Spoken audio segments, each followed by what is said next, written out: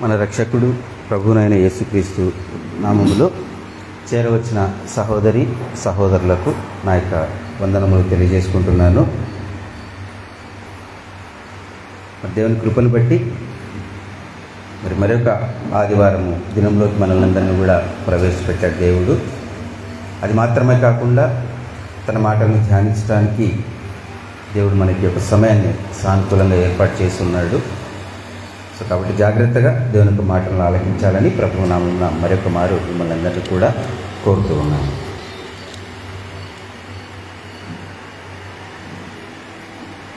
మొదటి ప్రసంగ భాగం అయిపోయింది అని నమ్ముతూ ఉన్నాను. అంటే నా ఉద్దేశం ఏమిటి అంటే మనం పాడిన పాటలే మొదటి ప్రసంగ భాగం.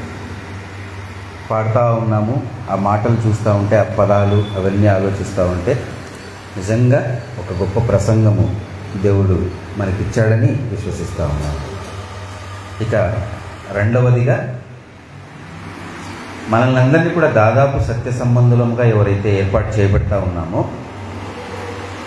ఒక ప్రత్యేకమైన సమూహంగా, ఒక ప్రత్యేకమైన జనాంగంగా ఎవరమైతే కూర్చోబడతా ఉన్నామో, నా ఉద్దేశం చెప్తూ ఉన్నా, వారి యొక్క ఆలోచన విధానము అంటే నాది ఎలా ఉంటుందో అలా ఉంటుందని నేను చెప్పట్లేదు, నా ఆలోచన విధానం చెప్తున్నా. ఇప్పుడు ఒక క్వశ్చన్ అడగబోతున్నా, దానికి గ్రౌండ్ వర్క్ చేస్తున్నది. అదేమిటంటే, ఏదైనా ఒక డౌట్ వచ్చిందంటే, ఏదైనా ఒక సందేహం వచ్చిందంటే అది క్లియర్ అయిపోవాలి. అంటే ఒక విషయము నేను విన్నప్పుడు దాని చుట్టూ పరిపరివిధాల డౌట్స్ వస్తాయి స్టార్టింగ్లో. సో ఒక్కొక్క దాన్ని క్లియర్ చేసుకుంటూ వెళ్తుంటే అంతిమంగా ఒకచోట నిలబడిపోతాం. ఇంకా ఆ తర్వాత ఎలాంటి సందేహం కూడా ఉండదు. ఇంత మాట నేను ఎందుకు చెప్పాను అంటే, సహోదరులు మనకు పాడుకున్నాం కదా, నడిపించు నానవ అనేటువంటి పాటలో 3వ చరణం వద్దన్నారు. నేను మన సంఘపతిని అడిగాను, ఏమన్నా ఎనీ స్పెసిఫిక్ రీజన్ దీంట్లో అని చెప్పేసి. నాకు అన్న కూడా తెలియదు అంట. అది క్లారిటీ లేకపోతే నా మైండ్లో అది అలా పైన ఉంటుంది. ఎందుకు? Right, time sense. ఓకే, అంటే మనం కట్ చేస్తే ఏ ఉద్దేశంతో కట్ చేస్తామంటే, వచనాలు అక్కడ బైబిల్కి వ్యతిరేకంగా ఏదైనా, ఐ మీన్ సత్యానికి వ్యతిరేకంగా ఏదైనా ఉంటే కట్ చేస్తాం కదా, ఇది ఎందుకు కట్ చేస్తారు? Right, okay, thank you. ఆ టైమ్స్ దీన్ని బట్టి కట్ చేశారు. ఓకే, ఆ డౌట్ క్లియర్. సబ్జెక్ట్లోకి మనం ప్రవేశిస్తే నవ్వుద్ది, నాది ఏం చేయాలి ఉంటుంది అది మైండ్లో. రైట్, సో ఈరోజు మన అంశము కుమారి ఆలోచించుము చెవి. ఈ కుమారి అన్న పదప్రయోగము ఎవరి గురించి దేవుడు చేశాడో మనకందరికీ కూడా తెలుసు. వ్యక్తిగతంగా నన్ను అంటున్నాడు, సమూహముగా మనల్ని అందరినీ అంటున్నాడు. ఈరోజు మనం మాట్లాడబోయే మాటల్ని ఆలోచించి చెవి అలా పెట్టి దాన్ని మనసులోకి తీసుకొని ఒకసారి ఆలోచించండి అని చెప్పేసి ఒక మాట ఇక్కడ మాట్లాడుతాం. ఆ సందర్భం అంతా కూడా మనకు తెలుసు. అంటే వధువుకు సంబంధించి, రాజకుమారికి సంబంధించి దేవుడు తన కుమారుడి కోసం ప్రత్యేకంగా పిలువబడిన వారిలో నుండి నమ్మకమైన వారిగా ఎన్నుకున్న ఒక సమూహం గురించి ఆయన మాట్లాడుతున్నాడన్న విషయం మనకు తెలుసు. సో రిగార్డింగ్ మన భూ సంబంధమైన వివాహం గురించి మనం ఆలోచిస్తే, ప్రాసెస్ అంతా దాదాపు మ్యారేజ్ అయిన ప్రతి ఒక్కరికి తెలిసి ఉంటుంది. ఫస్ట్ పెళ్లి చూపులు, మ్యాక్సిమం అంటే ఈ కాలం మారిపోయింది, కానీ ముందేమిటి, వరుడికి వధువు నచ్చితే చాలు. ఇప్పుడు ప్రాసెస్ మారిపోయింది అనుకోండి, వధువుకి వరుడు కూడా నచ్చాడు. నార్మల్ సాంప్రదాయం ఏమిటి, వరుడికి వధువు నచ్చడం ఫస్ట్. నచ్చిన తర్వాత ఇరుపక్షాలు అంగీకరించిన తర్వాత ఎంగేజ్మెంట్ కదా, ఒక రింగ్ తొడుగుతారన్నమాట. ఎంగేజ్మెంట్కి మ్యారేజ్కి సమ్ గ్యాప్ ఉంది, కాస్త గ్యాప్ ఉంటుంది.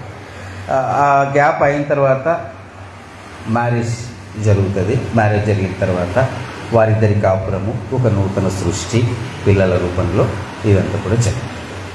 సో దీంట్లో ఒక ముఖ్యమైన ప్రాసెస్ గురించి ఈరోజు మనం మాట్లాడుకుంటున్నాం. కుమారి అంటే పెళ్ళి, కానీ ఒక యువతి పెళ్ళికి సిద్ధపాటు. అనే ఒక విషయం గురించి ఈరోజు మనం మాట్లాడుతున్నాం. దీనికి సంబంధించి యోహాన్ గారు ముందే ఒక విషయాన్ని చూసి ఒక విషయాన్ని రాశారు. ప్రకటన గ్రంథం 19వ అధ్యాయము 7వ వచనంలో. ప్రకటన గ్రంథము 19వ అధ్యాయము 7వ వచనం. సమూహపు శబ్దమును, విస్తారమైన జలముల శబ్దమును, బలమైన ఉరుముల శబ్దమును పోలిన యొక్క స్వరము, సర్వాధికారియు ప్రభువునగు మన దేవుడు ఏలుచున్నాడు, ఆయనను స్తుతించుడి. గొర్రెపిల్ల వివాహోత్సవ సమయం వచ్చినది, ఆయన భార్య తన్ను తాను సిద్ధపరచుకొని ఉన్నది కనుక మనము సంతోషపడి ఉత్సహించి ఆయనను మహిమపరిచెదమని చెప్పగా వింటిని. యోహాన్ గారు ఆ టైంని చూసి ఇక టైం వచ్చేసింది, పెళ్లి చేసుకునేటువంటి వివాహ మహోత్సవ సమయం వచ్చింది, ఆయన భార్య తన్ను తాను సిద్ధపరచుకొని ఉన్నది. సో వరల్డ్ మ్యారేజ్కి అంటే భూ సంబంధమైన వివాహానికి ఈ ఆత్మ సంబంధమైన విషయాలకు 100% అంటే ఇప్పుడు ఈ 2 చేతులు ఇలా పెడితే అన్నీ ఎగ్జాక్ట్గా కనిపిస్తున్నాయి కదా, సేమ్ పోలిక కనిపిస్తుంది. యాక్యురేట్గా అలాగైతే మనం ఎక్స్పెక్ట్ చేయలేము. భూ సంబంధమైన వివాహము ఆత్మ సంబంధమైన విషయాలకు మనము కాస్త తేడాను గమనించుకోవాలి. బికాస్ భూ సంబంధమైన వివాహం లిటరల్గా ఈ మనం బ్రతుకున్నంత వరకు, ఆత్మ సంబంధమైంది కంప్లీట్గా శాశ్వతమైంది కాబట్టి దాని విలువలు కానీ దాని నియమాలు కానీ వేరుగా ఉంటాయి. సో ఆ వేరుగా ఉన్నది ఒక చిన్న మచ్చుతోనక మీకు ఇక్కడ చెప్తూ ఉన్నారు. భార్య తన్ను తాను సిద్ధపరచుకొని ఉన్నది. భూ సంబంధమైన వివాహంలో వధువు తన్ను తాను సిద్ధం చేసుకుంటుందా? మేకప్ మ్యాన్ ఉంటారు, మేకప్ ఉమెన్ ఉంటారు కదా చుట్టూ, తను సైలెంట్ కూర్చో ఉంటుంది. లిప్స్టిక్ దిద్దేవారు ఒకరు, ఏవేమో ఇంకా నాకు తెలియదు, అవన్నీ పక్కన వాళ్ళు ఏర్పాటు చేస్తూ ఉంటారు. ఇది భూ సంబంధమైన వివాహ వ్యవస్థలో వధువు తన్ను తాను సిద్ధం చేసుకోరు, పక్కన వాళ్ళు సిద్ధం చేస్తారు. కానీ ఆ ఆత్మ సంబంధమైన వివాహంలో ఈ వధువు అంటే నా ప్లేస్లో నేను పెట్టుకుంటాను. సో నేనేం చేసుకోవాలి? నన్ను నేను సిద్ధం చేసుకోవాలి. నాకు మేకప్ దిద్దే వాళ్ళు ఎవరు ఉండరు. ఎందుకంటే ఇది శరీర సంబంధమైన మేకప్ కాదు, శరీర సంబంధమైన అలంకరణ కాదు. మనమందరం వధువులం అండి, అది జ్ఞాపకం పెట్టుకోండి. ఇదంతా మన గురించే మాట్లాడతాం. సో తన్ను తాను సిద్ధపరచుకోవడం ఒక చిన్న తేడా భూ సంబంధమైన వివాహానికి ఆత్మ సంబంధమైన వివాహానికి. అది టైం ఎలాంటిదంట? గొర్రెపిల్ల వివాహోత్సవ సమయము వచ్చినది,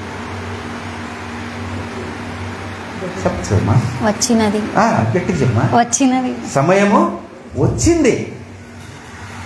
మనం ఇక్కడ ప్రీ వెడ్డింగ్ షూట్లో లేము, వెడ్డింగ్ దగ్గరికి వచ్చేసింది. ఇక పెళ్లి సమయం వచ్చేసింది కాబట్టి మనల్ని మనం ఏం చేసుకోవాలని చెప్తాం? ఏం చేసుకున్నామని సిద్ధపాటు చేసుకున్నాం. అంటే వధువుకి కావాల్సింది ఏదో, వరుడికి కావాల్సిన లక్షణాలు ఏమిటి, వరుడికి నేను ఎలా కనిపించాలి పెళ్లి టైంలో వరుడికి ఎలా కనిపిస్తే నేను నచ్చుతాను అనేటువంటి అన్నీ కూడా సంగ్రహించుకొని గ్రహించుకొని తన మేకప్ని ఏం చేసుకుందట వధువు?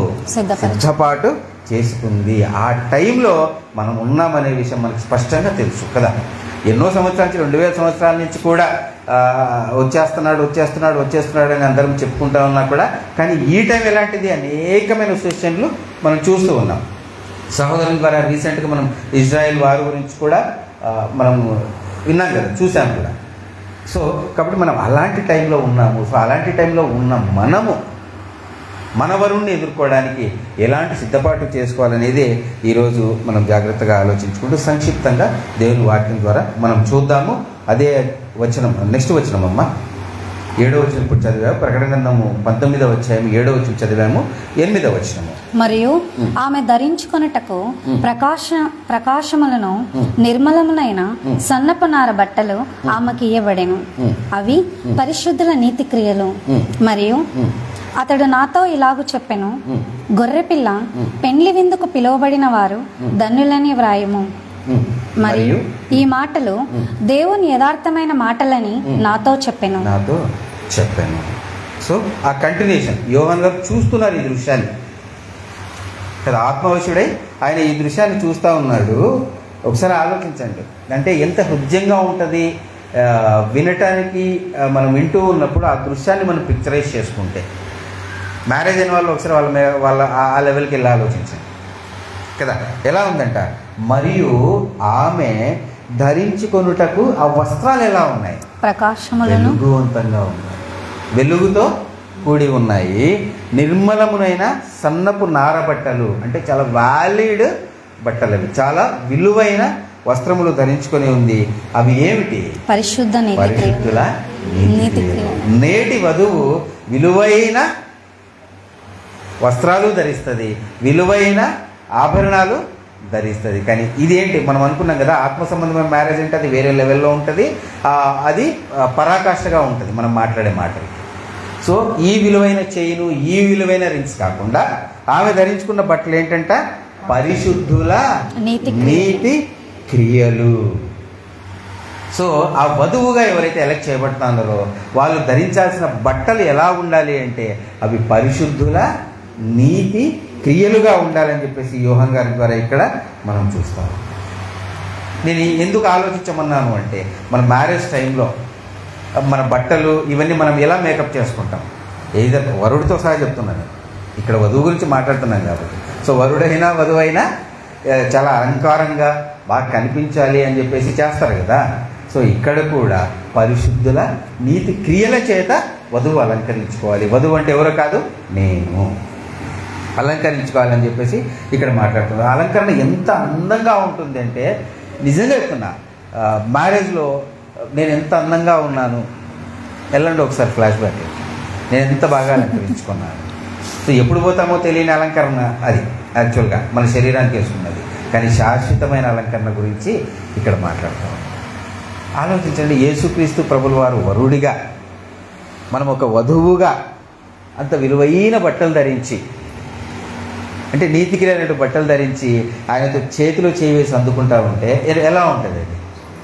మన మ్యారేజ్ అక్కడ పెట్టండి ఒకసారి, అంత అందంగా ఆ దృశ్యాన్ని యోహాన్ గారు చూస్తూ ఉన్నారు. వారిలో నేను ఉండాలని, మనం ఉండాలని మనం కూడా ఏమనుకుంటున్నాం, కోరుకుంటున్నాం కాబట్టి ఆ ప్రయాసపడుతున్నాం. ఆ అలంకరణ ఇప్పుడు సహోదరుడు చదివాడు కదా, కీర్తన గ్రంథం 45వ అధ్యాయము 13వ వచనము. కీర్తనల గ్రంథము 45వ అధ్యాయము 13వ వచనము. అంతఃపురంలో నుండి రాజకుమార్తె కేవలం మహిమ గలది, ఆమె వస్త్రము బంగారు బుట్టా పని చేసినది. తర్వాత విచిత్రమైన పనిగల వస్త్రములను ధరించుకొని రాజునొద్దకు ఆమె తీసుకొని రాబడుచున్నది. ఆమెను వెంబడించు ఆమె చెలికత్తెలైన కన్యకలు నీ యొద్దకు తీసుకొని రాబడుచున్నారు. రాజకుమార్తె కేవలము మహిమ కలిగేది, అనగా సంఘం ఏదైతే ఉందో అది ఎలాంటి స్థితిలో ఉండబోతా ఉంది, కేవలము మహిమ తప్ప వేరేది ఉండదు. అలాంటి స్థితిలోనికి మనమందరం కూడా వెళ్ళబోతా ఉన్నాము. ఆమె వస్త్రము బంగారు బుట్టా పని చేసినది. బంగారు ఎలా మెరుస్తుందండి? లస్ట్రస్లో ఉంటుంది, అదే ప్రకాశవంతంగా ఉంటుంది కదా. అదే మనం ప్రకటన 19వ వచనంలో కూడా ప్రకాశములను నిర్మలములైన సన్నపు నారబట్టలు ఆమె చేయబడింది. సో ఇక్కడ కీర్తన గ్రంథంలో ఏం చూస్తున్నాము, ఆ బట్టలు దేంతో చేయబడ్డాయి? బంగారు బుట్టా పని చేసినది. విచిత్రమైన పనిగల వస్త్రములను ధరించుకుని రాజునొద్దకు ఆమె తీసుకొని రాబడుతుంది. ఎవరు ఆమె అంటే? మనమని ఎవరైనా ధైర్యం చెప్పగలుగుతున్నామా? మనము. నేను ఏం చెప్తున్నానంటే మనల్ని మనం ఏం చేసుకోవాలంటే దూరం చేసే కొన్ని ఆలోచనలు. నేను చాలాసార్లు మనస్ఫూర్తిగా అనుభవించి చెప్పిన మాట ఒక సహోదరునిగా ఏమిటి అంటే, బైబిల్తో ఎప్పుడైతే కనెక్టివిటీ మిస్ అవుతుందో ఇంకొకటి క్యాప్టివిటీ లేక మనం వెళ్తాం. అర్థమైందా? బైబిల్కి ఎప్పుడైతే మనం వాక్యాన్ని ధ్యానించటము, ఆలోచించడం అనేది ఎప్పుడైతే మిస్ అవుతామో ఇంకొకటి క్యాప్టివిటీ, ఎవడ అతను అపవాది అనే బందీఖానలోకి మనం వెళ్ళిపోతాం. మనల్ని మనం ఏం చేసుకోవాలి, ఆ చట్రంలోకి బిగించుకోవాలి బలవంతంగా. సరే ఒక్కసారి లోపలికి వెళ్ళిపోయి మనల్ని మనం చుట్టూ బౌండ్ చేసేసుకుంటే ఆ స్థితి వేరే ఉంటుంది. ఇది నిజంగా స్వీయ అనుభవంతో చెప్తున్నాను. లాస్ట్ టైం ఈ మన సోదరుడు ఎవరితో మాట్లాడుతూ కూడా చెప్పాను నేను. అంటే మ్యాక్సిమం ఎవ్రీ ఫ్రైడే నేను అటెండ్ అవ్వాలని నేను బౌండ్ తీసుకున్నాను. కానీ కొన్నిసార్లు అనుకోని పరిస్థితుల కారణంగా అది ఏదో నా విజ్ఞాన ప్రదర్శన కోసం కాదు. నాకున్న స్వార్థం ఏమిటి అంటే, నా జీవితంలో నేను అనుభవిస్తున్నది కూడా ఏమిటి అంటే, ఎప్పుడైతే ఆ ప్రిపరేషన్లో, ఆ వెతకటంలో బైబిల్ కనెక్టివిటీ నుంచి కాస్త ఏదైనా గ్యాప్ దొరికి పక్కకు పోయినానంటే ఖచ్చితంగా లోకం నన్ను పట్టేయాలని చూస్తుందని నాకు క్లియర్గా అర్థమవుతాం. సో నేను దాని నుంచి వెళ్ళదలుచుకోలేదు. ఒకవేళ ఫ్రైడే ఇక్కడికి రాలేకపోయినా కూడా ఆ సబ్జెక్ట్స్ నేను ఉన్నానని ప్రిపేర్ అవుతూ పోతా ఉన్నాను ప్రతిరోజు. అఫ్కోర్స్ అది వేరే సబ్జెక్ట్ పక్కన పెట్టేస్తే. అందుకే నేను చెప్తా ఉన్నాను, నేను వధువును అని బలవంతంగా మనం ఏం చేయాలి, ఆ బౌండ్లోకి వచ్చేయాలి. నా ప్రభువు కోసం నేను సిద్ధపరచబడుతున్నాను అని ఆ సిద్ధపాటులోకి మనం వచ్చేయాలి ఖచ్చితంగా. ఆ ఆలోచించి పక్కకి డివేట్ అయిపోతే ఇంకొకరి వ్యభిచారంలోకి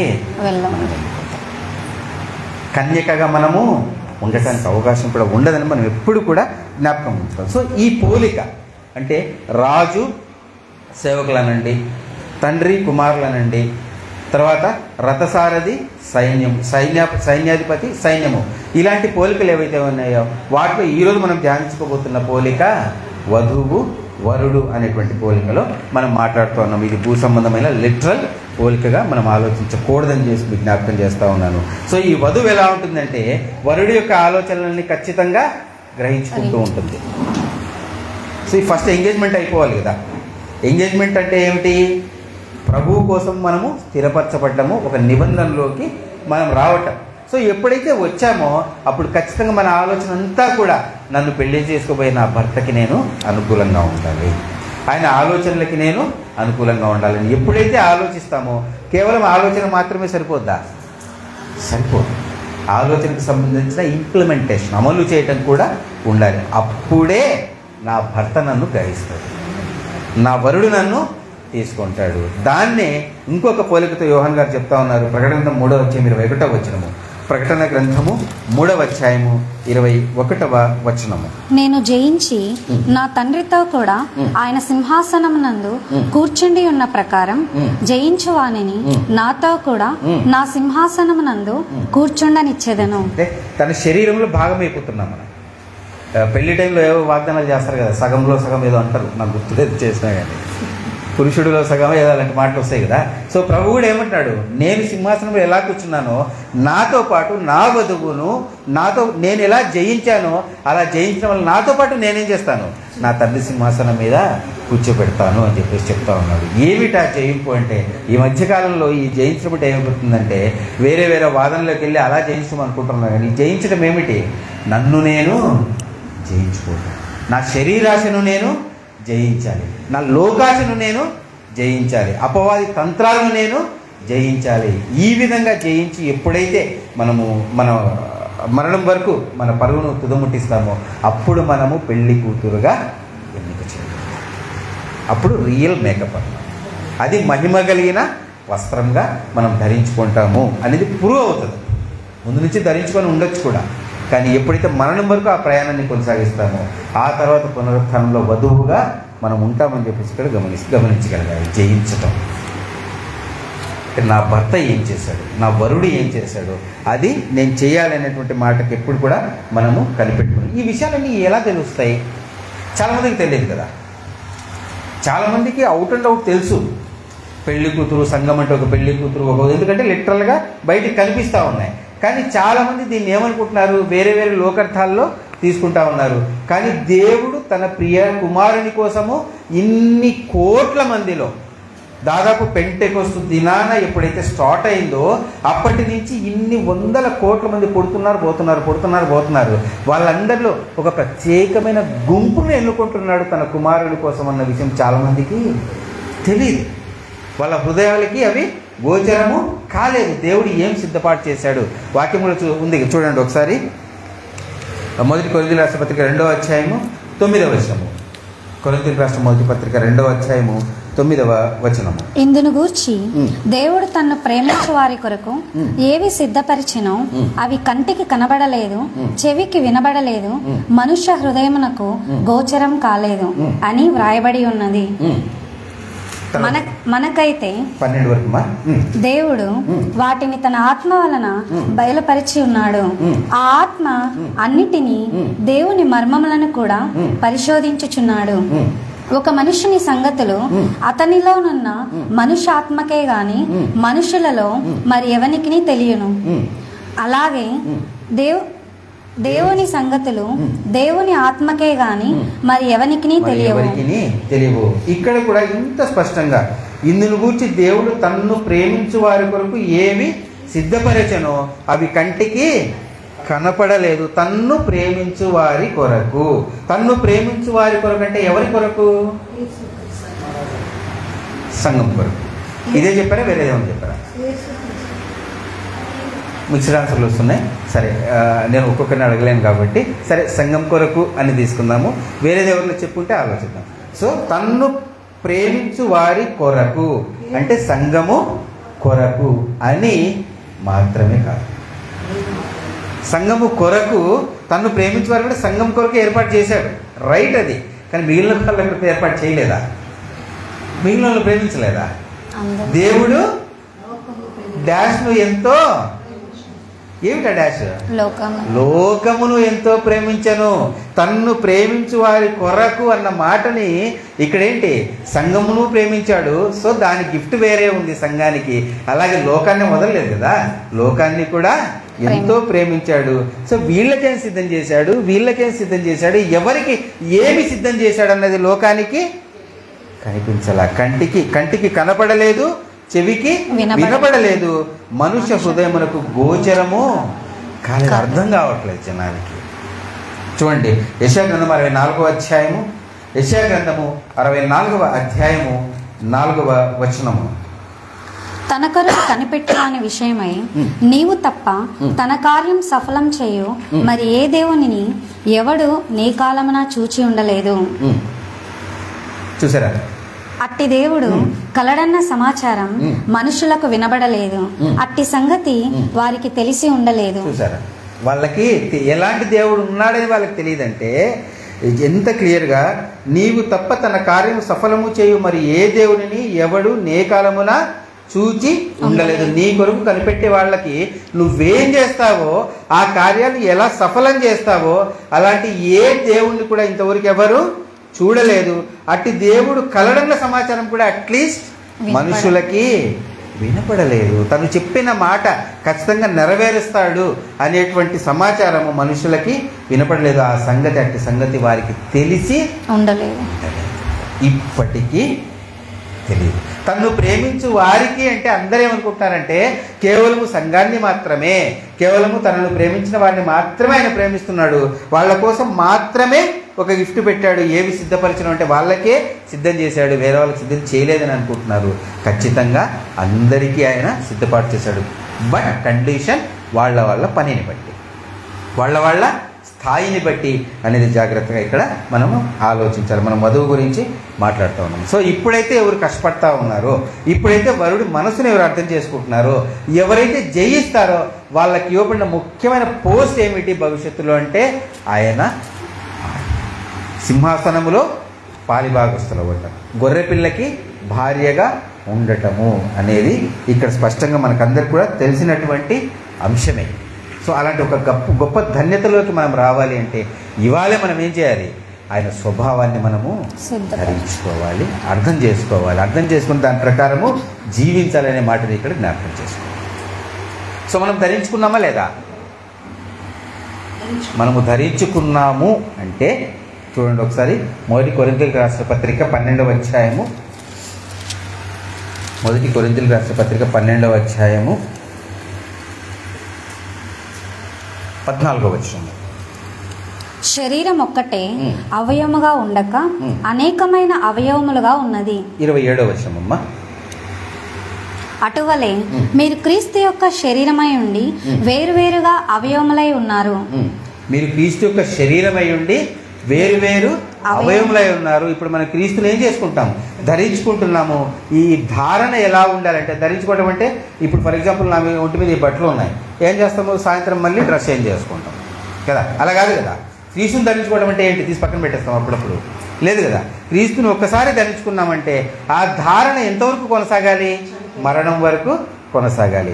దానికి ఒక తార్కాణం ఏమిటి అంటే, నిదర్శనం ఏమిటి, క్రీస్తుని మనం ధరించుకున్నాము అంటే నా కాబోయే వరుడి స్వభావాన్ని నేను ఇప్పుడు అర్థం చేసుకుని నేను ధరించుకున్నానంటే దానికి తార్కాణం ఏమిటి, మీరు క్రీస్తు యొక్క శరీరమై ఉండి వేరువేరుగా అవయవములై ఉన్నారు. సో నా చెయ్యి, నా కాలు, నా నోరు, నా చూపు, నా బాడీలో ఉన్న ఏ పార్ట్ పనిచేసినా కూడా based on the instructions of my brain, నా శిరస్సు ఎలా ఇన్స్ట్రక్ట్ చేస్తుందో, నా శిరస్సు ఏమి చెబుతుందో, నా వరుడు రీప్లేస్ చేస్తున్నా ఆ పదాన్ని. శిరస్సు అనే పదాన్ని, మన సబ్జెక్టు వధువు వరుడు కాబట్టి, నా వరుడు నాకేం చెప్తాడు, నాకు కాబోయే భర్త నాకేం చెప్తాడో, నాకు అనుకూలంగా ఉండాలి, ఇక్కడి నుంచి నాకేం చేస్తాడు, ఇన్స్ట్రక్షన్స్ ఇస్తాడు. సో అప్పుడు నా శరీరం అంతా ఎలా పనిచేయాలి, దాని ప్రకారమే పనిచేయాలి. శరణ్ నీ చెయ్యి ఈ పని చేయి అని ఇన్స్ట్రక్షన్ నాకు ఎక్కడి నుంచి రావాలి, క్రీస్తు నుంచి రావాలి. అఫ్కోర్స్ మనకు ఒక సందేహం రావచ్చు, రాకపోవచ్చు, వచ్చిందని నేనే చెప్తున్నా. నేను రేపు అదేమిటంటే చేతులు కాళ్ళు ఇవన్నీ కూడా దేవుని కోసం ఉపయోగించుకోవటం అంటే ఆదివారం చర్చికి నడవటం మాత్రమే ఒక పెడార్థంలో తీసుకోకూడదు. పెడార్థమే అంటున్నాను, రైట్. అలాగే శుక్రవారం గృహ దర్శనకు మాత్రమే వెళ్ళేటువంటి పెడార్థంలో కూడా తీసుకోకూడదు. నా చెయ్యి, నా కాలు, నా చూపు, నా మాట, నా ఎవ్రీథింగ్, నా వ్యక్తిగత జీవితంలో కూడా నా వరుడు చెప్పిన ప్రకారమే నడవాలి. నా వృత్తి సంబంధమైన జీవితం చాలాసార్లు మీకు జ్ఞాపకం చేస్తాను. అందరికీ వస్తాయి ఇలాంటి విషయాలు. కేవలం వృత్తి సంబంధమే కాదు, ఒక భార్యగా ఇంట్లో నివసిస్తున్న సహోదరికి ఇలాంటి ఇది రావచ్చు, బిజినెస్ చేస్తున్న వాళ్ళకి రావచ్చు, ప్రతి ఒక్కరికి రావచ్చు. ఏమి రావచ్చు అంటే వరుడు ఇన్స్ట్రక్షన్కు వ్యతిరేకంగా ఏమైనా పని చేయాల్సిన అవసరము రావచ్చు. సో నీ చెయ్యి ఎలా వెళ్తా ఉంది, నీ చూపు ఎలా వెళ్తా ఉంది, నీ మాట ఎలా వెళ్తుంది, నీ మనసు ఎలా పనిచేస్తూ ఉంది, నా వరుడు చిత్త ప్రకారమే అది పనిచేయాలి. కొలమానం అదే. చాలాసార్లు చెప్పుకున్నాం కదా, ఇక్కడ ఉన్నప్పుడు అందరం సీరియస్గా మీరందరూ నా వైపు ఇట్లా చూస్తుంటా అంటారు. నేను సీరియస్గా మాటలు చెప్తా ఉంటాను, బయట పోతే తెలుసుకుంటాను కదా. సో అది ఉండకూడదు. అది మనం ఇక్కడ నేర్చుకుంటున్నది ఏమిటి, నా ప్రభువుని నేను ధరించుకున్నాను, నా వరుణ్ణి నేను ధరించుకున్నాను అంటే ఇక్కడ మాత్రం మేకప్ కాదు కదా, బయట కూడా మేకప్ అలాగే ఉండాలి అని చెప్పేసి నన్ను నేను సిద్ధపాటు చేసుకోవాలి కదా. ఎవరు నాకేం మేకప్ అయ్యేది, నన్ను నేనేం చేయాలి, సిద్ధపాటు చేసుకోవాలనే విషయాన్ని ఎప్పుడు కూడా మనం జ్ఞాపకం చేసుకోవాలి సోదరి సోదరులారా.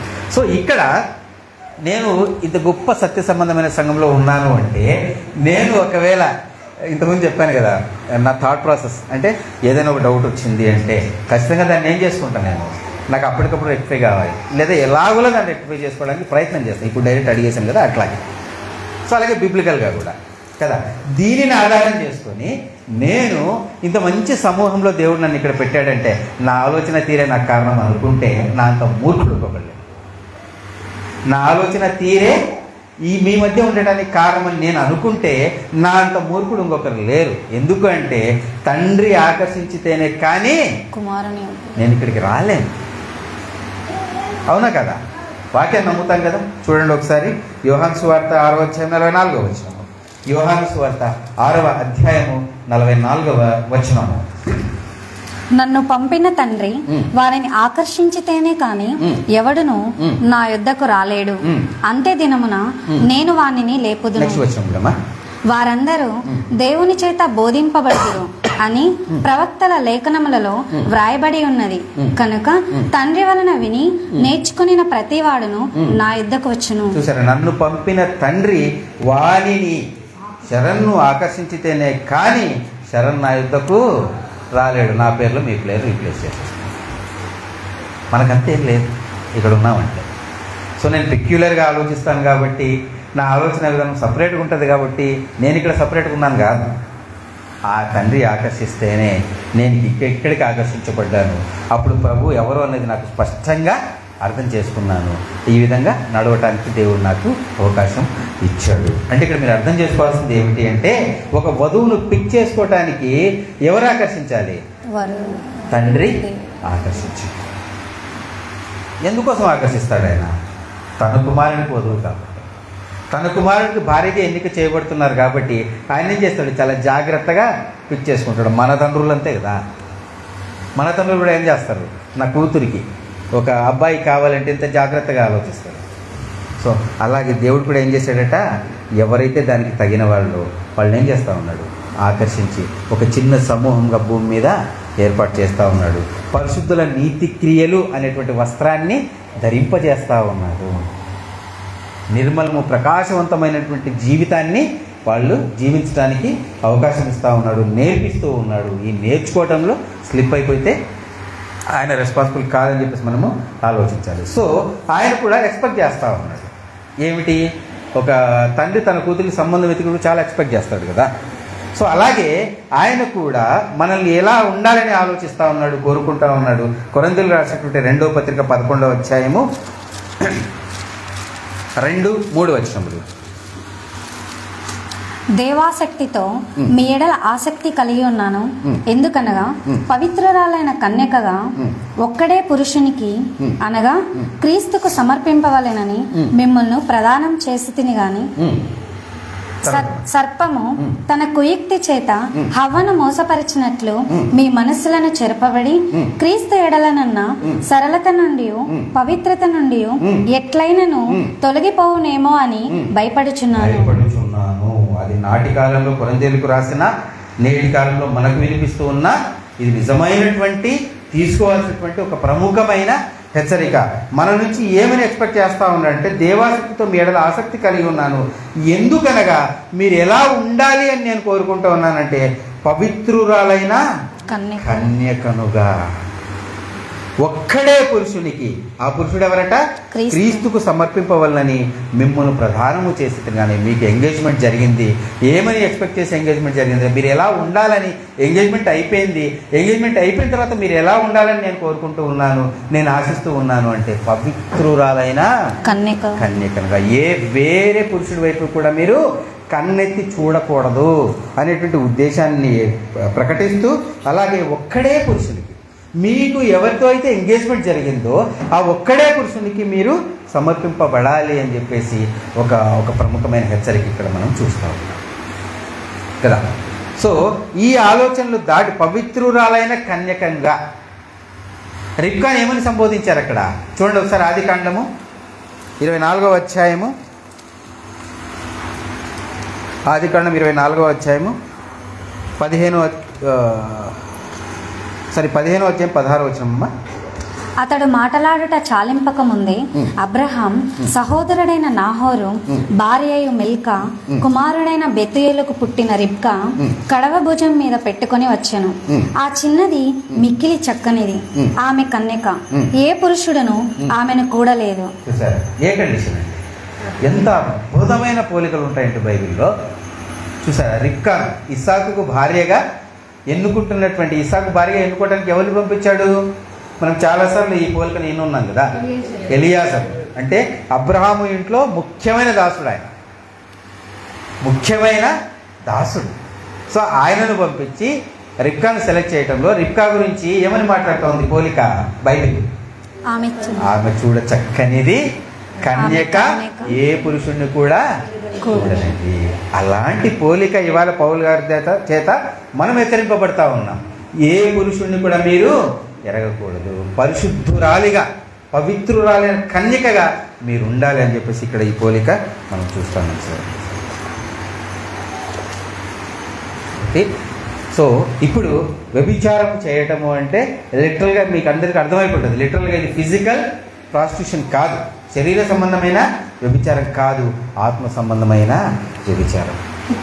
సో ఒక్కసారి చేస్తేనే వ్యభిచారం, ఐ మీన్ 10 సార్లు 100 ఏమైనా క్యాలిక్యులేషన్ ఉందా వ్యభిచారం చేయడానికి? ఒకసారి చేస్తే ఏమైపోతుంది? అది వ్యభిచారం అవుతుంది కదా.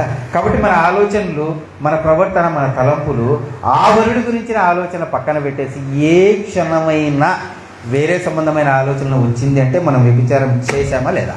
చేసినట్లు ఎవరికి వాళ్ళకి వ్యక్తిగతంగా అర్థమైపోయింది ఎన్నిసార్లు మనం వ్యభిచారం చేసాం. కానీ దేవుడు క్షమాపణ అనేది ఇచ్చాడు. ఎంతవరకు నువ్వు ఏ తప్పైతే నువ్వు చేసావు మళ్ళీ దాన్ని ఏం చేయకు, రిపీట్ చేయకు. రిపీట్ చేయడాన్ని అలవాటు చేసుకో, అలవాటైపోయింది కదా. సో కాబట్టి అలాంటి వ్యభిచారము చేయకూడదు. ఏ రకంగా అయితే రిబ్కా చూడ చక్కగా ఉందో, కన్యకగా ఉందో, ఏ పురుషుడిని ఎరగని రకంగా ఉందో, ఎంగేజ్మెంట్ అయిపోతూనే మనం కూడా ఎలా ఉండాలి? చూడ చక్కగా ఉండాలి, కన్యకగా ఉండాలి. ఏ పురుషుడి గురించి కూడా మనము ఆలోచించకూడదు అనే మాటని ఇక్కడ జ్ఞాపకం చేసుకోవాలి. సో నార్మల్గా యూదుల వివాహం జరిగేటప్పుడు వాళ్ళ ఎంగేజ్మెంట్ రోజు ఏం చేస్తారు? ఇప్పుడు కూడా చేస్తారు కదా. అక్కడ కూడా విలువైనటువంటి ఆభరణాలను ఏం చేశారు? ప్రజెంటేషన్గా, బహుమతిగా ఇవ్వడం జరిగింది. సో అది ఇప్పుడు ఏమైపోయింది? రింగ్ తొడుగుతాం కదా, అది ఒక గుర్తు, ఒక ఒడంబడిక. ఒక ఆయనకి నేను అప్పగించబడతా ఉన్నాను అని ఎంగేజ్మెంట్ చేసుకోబట్టడానికి ఒక గుర్తు. అలాగే మనకి కూడా గుర్తు, మనకు కూడా రింగు తొడిగే విధానం ఒకటి ఉంది. కాకపోతే అది కనిపించే రింగు, భూమి మీద కనిపించే రింగు బంగారు ఉంగరం లాగా కాదు. మనం దేని చేత సీల్ వేయబడతామో చూడండి. ఆ రింగు ఎవరికైతే తొడగబడిందో వాళ్ళకి ఏమైపోతారు? ఆ భర్తకి కాబోయే భార్యగా ఉంటుంది. ఇక వేరే ఆప్షను ఉండదు. సో మనం కూడా చూడండి, ఎఫెసీయులకు రాసిన పత్రిక 1వ అధ్యాయము, ఎఫెసీయులకు రాసిన పత్రిక 1వ అధ్యాయము 12-13 వచనములు. మరియు క్రీస్తునందు ముందుగా నిరీక్షించిన మనం తన మహిమకు కీర్తి కలుగజేయవలెనని దేవుడు తన చిత్త ప్రకారమైన సంకల్పమును బట్టి మనలను ముందుగా నిర్ణయించి ఆయన యందు స్వాస్థ్యముగా ఏర్పరచెను. ఆయన తన చిత్తానుసారముగా చేసిన నిర్ణయము చొప్పున సమస్త కార్యములను జరిగించుచున్నాడు. మీరును సత్యవాక్యమును అనగా మీ రక్షణ స్వార్థను విని క్రీస్తునందు విశ్వాసముంచి వాగ్దానం చేయబడిన ఆత్మ చేత ముద్రింపబడితే. వాగ్దానం చేయబడిన ఆత్మ చేత యు హావ్ బీన్ సీల్డ్. ఏం చేశాడు ఆయన? ముద్ర వేసేశాడు. మీరు నా వాళ్ళు అని చెప్పేసి. దేని చేత? మీరును సత్యవాక్యమును. అఫ్ కోర్స్ అందరూ ఏ వాక్యం విన్నా వాళ్ళకి ఏమైపోతుంది? అది సత్యవాక్యమే కదా. మన సత్య సంబంధమైన విషయానికి వస్తే, మీరును సత్యవాక్యం అనగా మీ రక్షణ సువార్తను విని క్రీస్తునందు విశ్వాసం ఉంచి వాగ్దానం చేయబడిన ఆత్మ చేత మీరేం చేయబడ్డారు? ముద్రించబడ్డారు. ఉంగరము చేత వధువుని ఎలాగైతే వరుడు పరిగ్రహిస్తాడో, ఎంగేజ్మెంట్ జరుగుతుందో, అలాగే ఆత్మ సంబంధమైన వాగ్దానం ఏదైతే పరిశుద్ధాత్మ అనేటువంటి వాగ్దానం చేత మనల్ని ఏం చేశాడట? ఆయన ముద్ర చేసేసాడు. మీరు నా వాళ్ళు, మీరు నా ప్రియకుమారుని యొక్క కాబోయే వధువు అని చెప్పేసి ఆయన ముద్ర వేసేసాడు అనేది మనం ఇక్కడ చూస్తూ ఉన్నాం. సో ఆ ముద్రని ఎంతకాలం మనం వదలకుండా కొనసాగించాలంటే, మళ్ళీ వరుడు వచ్చేంత వరకు ఆ రింగ్ ఎలా ఉండాలి? అలాగే ఉండాలి. పోయిందంటే నేను కూడా నిన్ను పెళ్లి చేసుకున్నట్టు కదా. కాబట్టి ఈ జాగ్రత్త ఎంతవరకు ఉండాలి? పరిశుద్ధాత్మ చేత మనం ముద్రించబడ్డాము. ఈ నడిపింపు, ఈ యొక్క పరిశుద్ధత ఎంతవరకు? మరణం వరకు ఎప్పుడైతే ఉంటుందో అప్పుడు మన వరుడు మనల్ని ఏం చేస్తాడు? పరిగ్రహిస్తాడు అనేటువంటి విషయాన్ని మనం జాగ్రత్తగా ఆలోచించగలరు. దాని యొక్క ఫలాలు ఫలించాలి. ఎంగేజ్మెంట్కి మ్యారేజ్కి మధ్యలో ఆ ఫలాలు ఏంటో మన గల్తీ రాష్ట్రపతికి 5వ అధ్యాయం 22-23 చాలాసార్లు మనం చూసుకున్నాం. ఆ ఫలం అనేది ఈ లోకంలో ఫలించాలని చెప్పేసి మీకు జ్ఞాపకం చేస్తూ ఉన్నాం. కాకపోతే ఇప్పుడు వధువుగా ఎవరైతే ఉన్నారో వాళ్ళు భూ సంబంధమైనటువంటి శరీరంలో ఉన్నారు. చూడండి, కొరింథీయులకు రాసిన 2వ పత్రిక 5వ అధ్యాయం 1వ వచనం. కొరింథీయులకు రాసిన 2వ పత్రిక 5వ అధ్యాయము 1వ వచనం.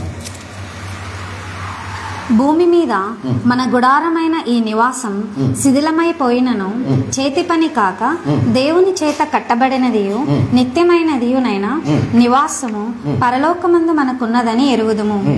మనము దిగంబరులము కాక వస్త్రము ధరించుకుని వారముగా కనబడుదుము. చూసారా? దిగంబరులం కాక వస్త్రము ధరించుకునే వారముగా మనం కనబడదుము. ఇప్పుడు ఎలా ఉన్నామట? ఈ భూమి మీద ఈ మట్టి శరీరంలో మనం నివసిస్తూ ఉన్నాము. ఎప్పుడైతే ట్రాన్స్ఫర్మేషన్ జరుగుతుందో, ఎప్పుడైతే పునరుత్థానం తర్వాత మనం వధువుగా వెళ్తామో అప్పుడు ఎలా ఉంటామో? మహిమ కలిగిన శరీరం.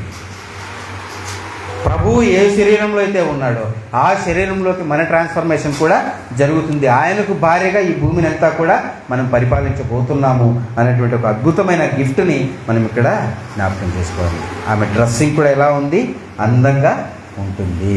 రాజ కుమార్తె అనేటువంటి ఒక స్టేటస్ ఇవ్వబడుతుంది అనే మాటని ఇక్కడ మనం చూస్తున్నాం సహోదరి సహోదరు. ఇందులో ఒక దైవికమైనటువంటి ఏర్పాటు ఉంది. ఇప్పుడు రిబ్కా గురించి మనం ఒకసారి జ్ఞాపకం చేసుకుంటే, ఎప్పుడైతే ఎంగేజ్మెంట్ జరగలేదో, ఎప్పుడైతే ఇస్సాకు ప్రస్తావన ఎలియేజర్ అక్కడికి పోలేదో, రిబ్కా ఎవరో కూడా సో పలానని మనకు తెలుసు. బట్ ఎన్నిక చేయబడిందా? ఎన్నిక చేయబడిన స్త్రీ ఆమె. ఎప్పుడైతే ఆ ఎంగేజ్మెంట్ జరిగిందో అప్పుడు రిబ్కా అనేది గ్రంథస్థం చేయబడింది. ఎన్నో సంఘటనలకు సూచికగా ఆమె యొక్క చరిత్రని మనం చూస్తాం. సో మనం కూడా ఈ సత్య సంబంధమైన ఆ అంశంలోకి రాకముందు మనం కూడా ఎలా ఉన్నాం? ఎన్నికలేని వాళ్ళం. ఎన్నికలేదు, ఎవరో కూడా కలియదు కదా. చూడండి ఒకసారి యెషయా గ్రంథము 64వ అధ్యాయము 6వ వచనము. యెషయా గ్రంథము 64వ అధ్యాయము 6వ వచనము. మేమందరం అపవిత్ర వంటి వారమైతిమి, మా నీతి క్రియలన్నీ మురికి గుడ్డ వలె నాయను. మేమందరం ఆకువలే వాడిపోతుమి, గాలివాన కొట్టుకొని పోవునట్లుగా మా దోషములు మమ్మల్ని కొట్టుకొని పోయేను. మేమందరము అపవిత్రుల వంటి వారమైతే మునుపు మన జీవితాలు కూడా ఎలా ఉన్నాయి? అలాగే ఉన్నాయి. కానీ దేవుని కృప వలన, తండ్రి ఆకర్షించడం వలన తన కుమారునికి వధువుగా ఏర్పాటు చేయబడతా ఉన్నాము. కాబట్టి ఇప్పుడు మనం ఎలా ఉన్నాం? ఆయన నీతిని మనం ధరించుకున్నాం. పరిశుద్ధ నీతి క్రియలు అనే దుస్తుల్ని మనకు ధరింపజేశాడు అనేటువంటి మాటని ఇక్కడ మనం చూస్తూ ఉన్నాం. సో టైం అయిపోయింది, కొద్దిగా స్పీడప్ చేస్తూ ఉన్నాను. సో కాబట్టి పెళ్లి కూతురు అలంకరణ ఓకే. ఇక్కడ పెళ్లి కొడుకు ఏమైనా సాదాసీదా వ్యక్తే? వరుడు ఎలా ఉంటాడు? వరుడు అక్క చెప్పేసి 10,000లో అతి వరుడు. చూడండి ఒకసారి కీర్తన గ్రంథం 45వ అధ్యాయము 2వ వచనం. కింద పెళ్లి కూతురు గురించి మనం చదువుకున్నాము. 45వ అధ్యాయం 9-10 వచనం నుండి 2వ వచనం చూడండి.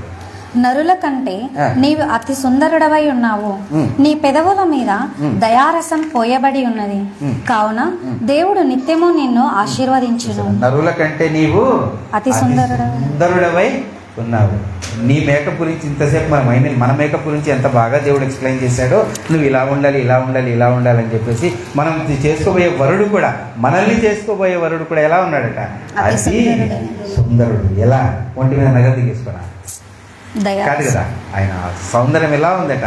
ఇప్పుడు కూడా చెప్తున్నా, నేను ఫ్రాంక్గా ఓపెన్గా ఒక మాట చెప్తూ ఉన్నా, మీకు డైజెస్ట్ అయినా కాకపోయినా. అదేమిటి అంటే, ఎందుకు నేను ఇంత సత్యాన్ని ఇష్టపడి నా వర్షనే చెప్తున్నాను, ఇది ఎవరికి ఆపాదించట్లా. నాకు ఎందుకు ఇంత ఇష్టం అంటే, ఈ భూమి మీద బతికేటప్పుడు పరలోకము, వధువు, వరుడు నా విషయంలో సెకండరీ. ఈ భూమి మీద బ్రతికేటప్పుడు మనం పొందే ప్రశాంతత కానీ, మనకుండే ధైర్యం కానీ బైబిల్ నుండి నేర్చుకున్నది వేరే ఎక్కడ లేదు. నేను ఓపెన్ స్టేట్మెంట్గా బోల్డ్గా చెప్తా ఉన్నా. వధువు, వరుడు, మనం పెళ్లి చేసుకుంటాం, ఈ ప్లాన్ అంతా క్లియర్, లిటరల్గా ఉంది.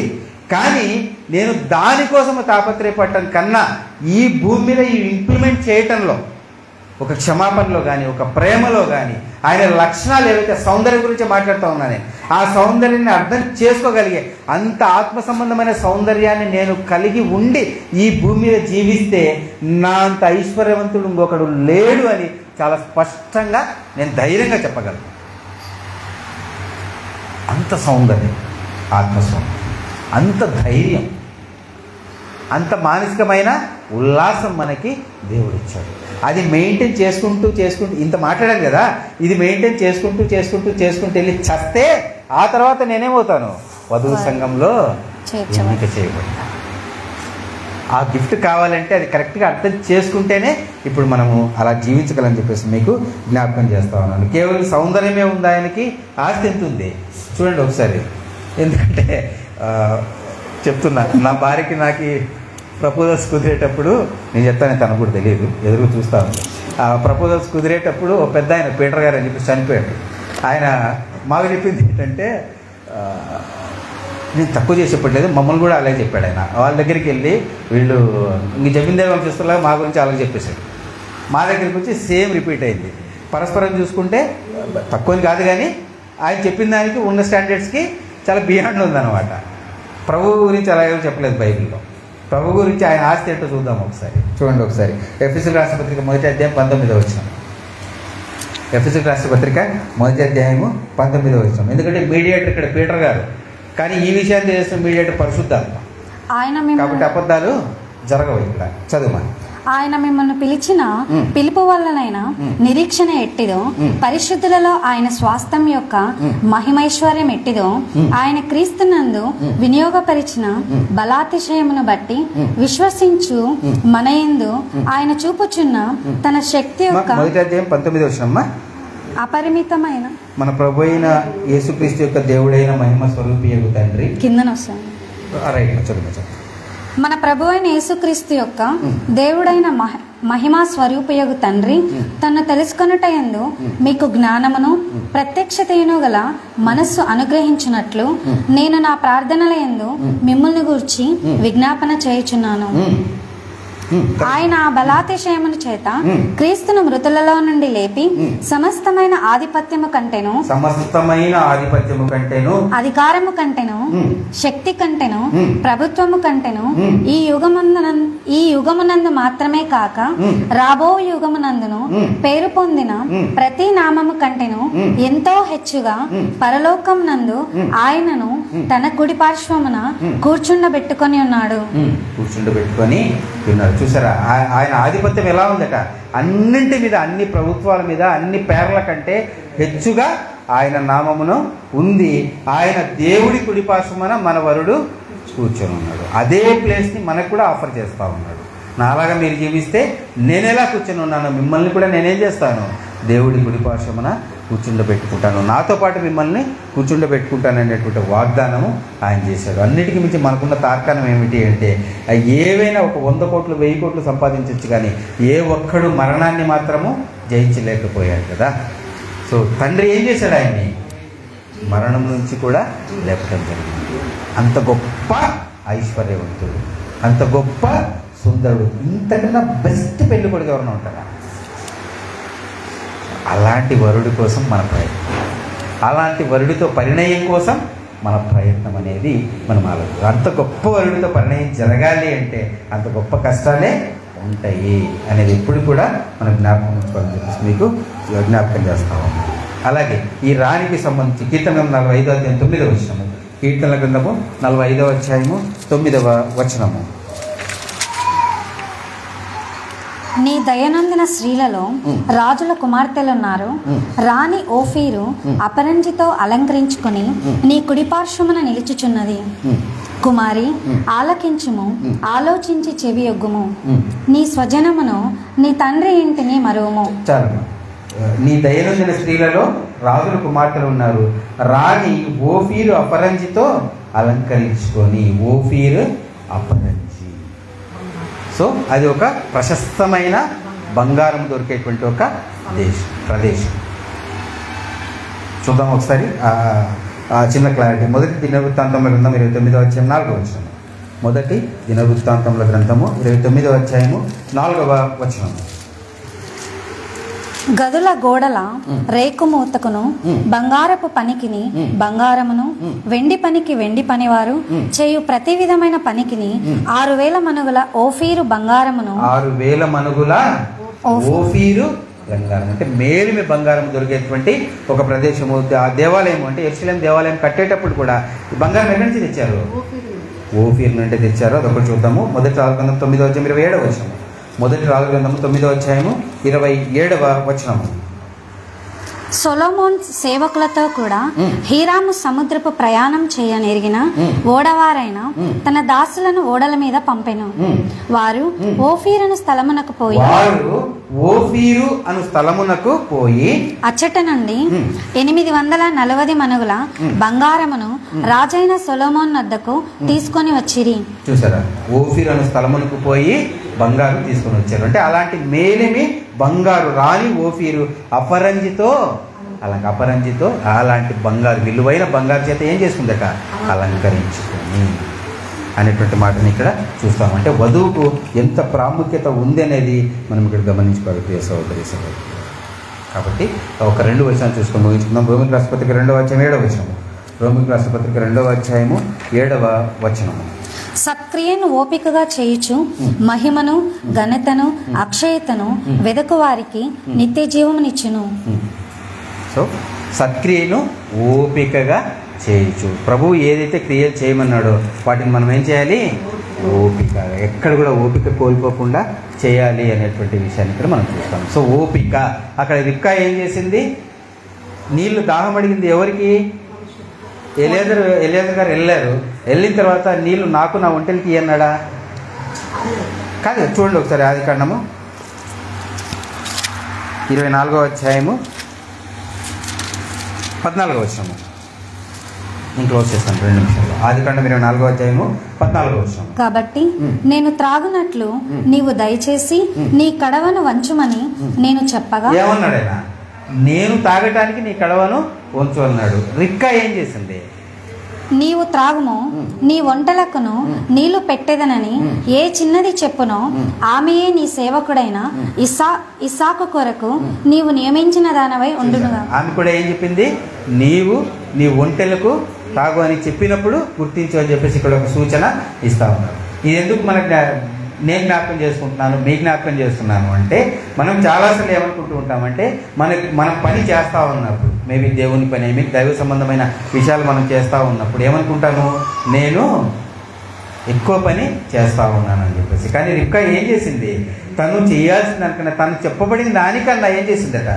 ఇంకా ఎక్కువ శ్రమ ఆమె తీసుకుంది. సెల్ఫ్ తీసుకుంది ఆవిడ పని చేయడానికి కదా.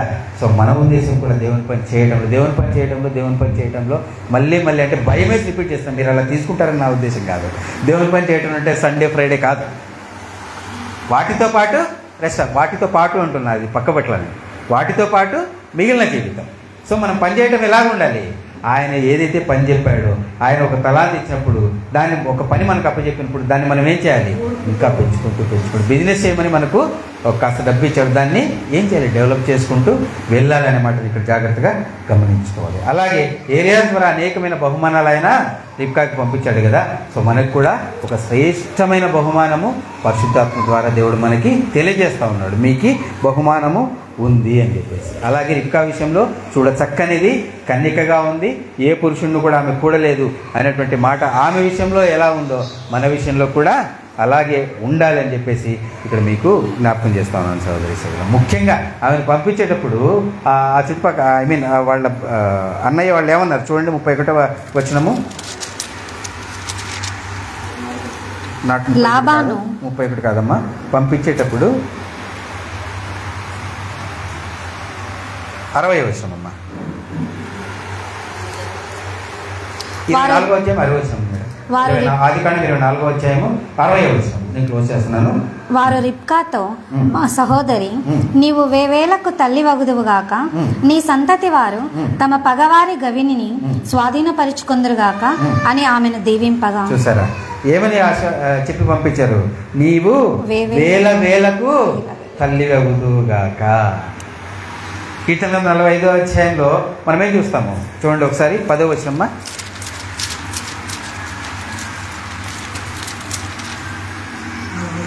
కుమారి ఆలకించుము, ఆలోచించి చెవియొగ్గుము, నీ స్వజనమును. పితరులకు బదులుగానే మాట ఉంటుందమ్మా, అదే అధ్యాయం. పితరులకు బదులుగా కుమారులు 16. నీ పితరులకు ప్రతిగా నీకు కుమారులందరూ భూమి ఎందంతటా నీవు వారిని అధికారులుగా నియమించదవు. రిబ్కాని ఏమని ఆశీర్వదించారు వాళ్ళు? వేలకు నువ్వేమవుతావు? తల్లి అవుతావు. ఇస్సాకుతో మ్యారేజ్ అయిన తర్వాత అది జరిగిందా లేదా? మరి ఇవాళ కూడా యేసుక్రీస్తు ప్రభువారితో వధువుతో మ్యారేజ్ అయిన తర్వాత మనం ఎంతమందికి తల్లిగా ఉంటాము? ఇక్కడ దయచేసి జెండర్ పరంగా ఆలోచించకండి, ఆత్మీయంగా ఆలోచించండి. సంఘం ఎంతమందికి తల్లిగా ఉంటుంది?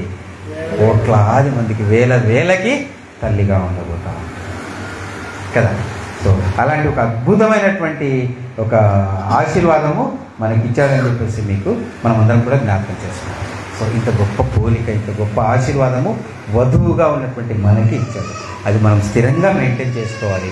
ఆ గిఫ్ట్ మనం తీసుకోవాలంటే కన్యకనే, ఆయన వచ్చేంత వరకు కన్యకగా మనం ఉండాలి. ఏ ఒక్క ఇతర పురుషుని కూడా ఎరగకూడదు. మన శిరస్సులో ఆయన ఆలోచనలే ఉండాలి. సో ఒక గిఫ్ట్ కూడా మనం జ్ఞాపకం చేసుకుంటూ ఎప్పుడైతే ముందుకు సాగుతామో ఖచ్చితంగా ఆయనతో యోహాన్ గారు ఏదైతే దృశ్యం చూశారో, గొర్రెపిల్ల తనను తాను ఏం చేస్తూ ఉంది? గొర్రెపిల్ల వధువు సిద్ధం చేసుకుంటా ఉంది, ఆయన భార్య తనను సిద్ధం చేసుకుంటా ఉంది. ఆ ప్లేస్లో మనం ఉన్నాము. రేపు వాళ్ళల్లో యోహాన్ గారు మనల్ని కూడా ఏం చేయబోతున్నారు? చూడబోతాం. ఆయన చూసిన దాంట్లో మనం కూడా ఉండబోతా ఉన్నాము అనే విషయాన్ని జ్ఞాపకం చేసుకుంటాం. సో ఇలాంటి ఒక సత్యము విన్నటువంటి మనము ఎప్పటికీ కూడా వధువుగా ఉన్నాము అనేటువంటి విషయాన్ని గుర్తిరిగి మన జీవితంలో ముందుకు సాగాలని కోరుకుంటూ ముగించుకుంటున్నాను. అందరికీ మరొకసారి